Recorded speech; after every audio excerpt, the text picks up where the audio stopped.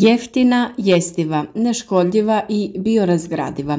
Sve su to osobine sode bikarbone zbog kojih je sve više koristimo u životu, u kuhinji, čišćenju domaćinstva, ali i u dvorištu i u uzgoju i održavanju vrta.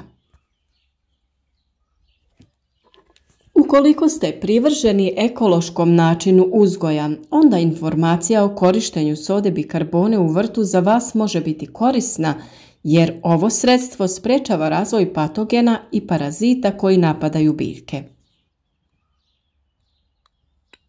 Ipak, osnovna prednost sode bikarbone jeste njezina dostupnost. Možete je nabaviti u bilo kojem supermarketu. Osim toga, ne sadrži hemikalije, pa je mogu koristiti i eko i organski vrtlari.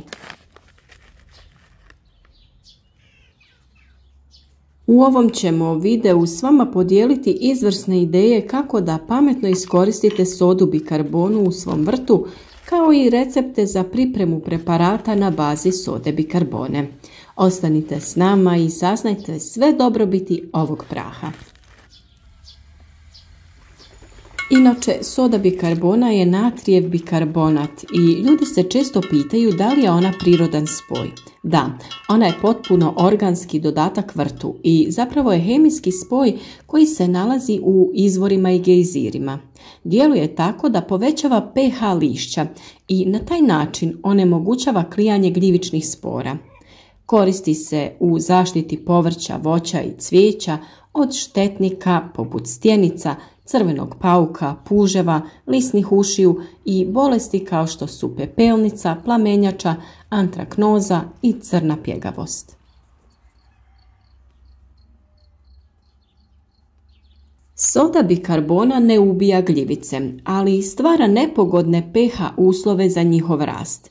Drugim riječima, najbolje djeluje preventivno, ali također može biti učinkovito sredstvo u uklanjanju postojećih gljivičnih bolesti. Uvijek imajte na umu onu staru da je bolje spriječiti nego liječiti.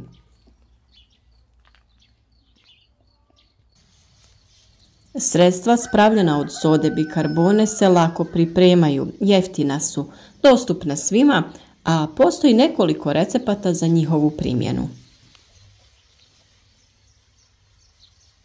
Soda bikarbona se može koristiti za uklanjanje nametnika i insekata.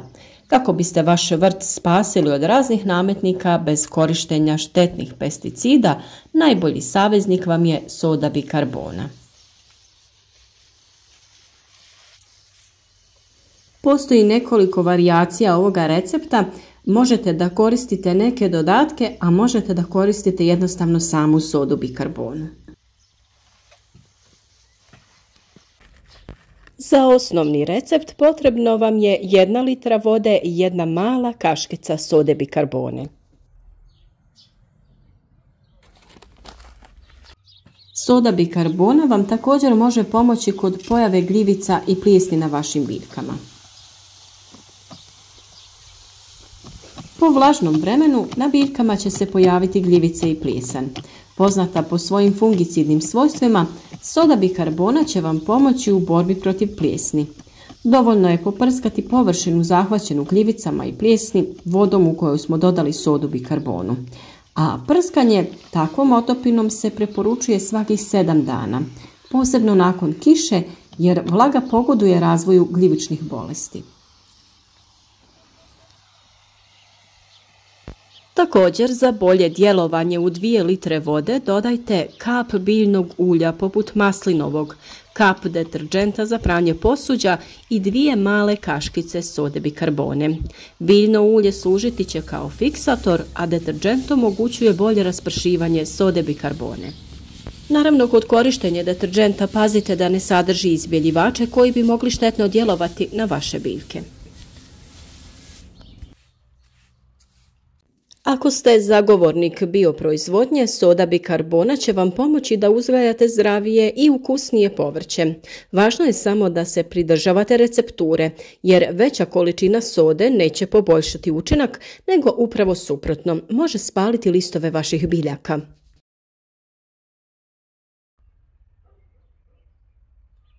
A ukoliko vam se u kuću ili vrt usele mravi, ne paničarite i tu vam u spas dolazi soda bikarbona.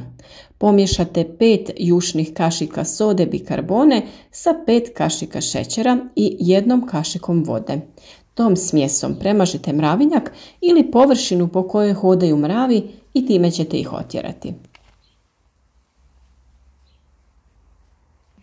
Soda je spas i ukoliko se desi da vam se pojave uši na kupusnjačama. Uši mogu učiniti veliku štetu kupusnjačama i drugom povrću u vašem vrtu.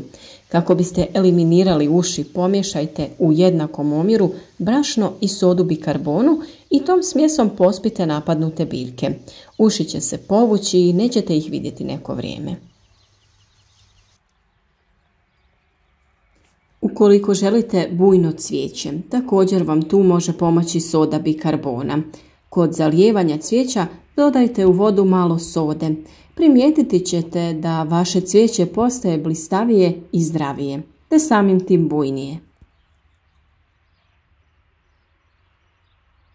A sa sodom također možete produžiti život vašem cvijeću koje ste ubrali i stavili u vaznu. Ako volite u kući imati bukete ubranog cvijeća i uživati u njihovom mirisu i izgledu, onda ubranom cvijeću možete produžiti trajanje tako što ćete u vazu sa vodom dodati prstohvat soli i sode bikarbone. Kod ubranog cvijeća također možete svaki dan pomalo odrezati dio dna stabljike kako bi uklonili dio koji je krenuo da trune. Taj rez je najbolje raditi ukoso. I biljkama u kući i biljkama u vrtu potrebno je čišćenje i njega. Da biste im priuštili neki kozmetički tretman, prebrišite listove mješavinom vode i sode bikarbone. Nakon toga listovi će biti zdravi i sjajni. A ako želite da vrtni namještaj i vrtne dekoracije zablistaju poput stvari u kući, dovoljno je da ih pospete sodom bikarbonom, a potom ih dobro istrljate i obrišete mokrom krpom.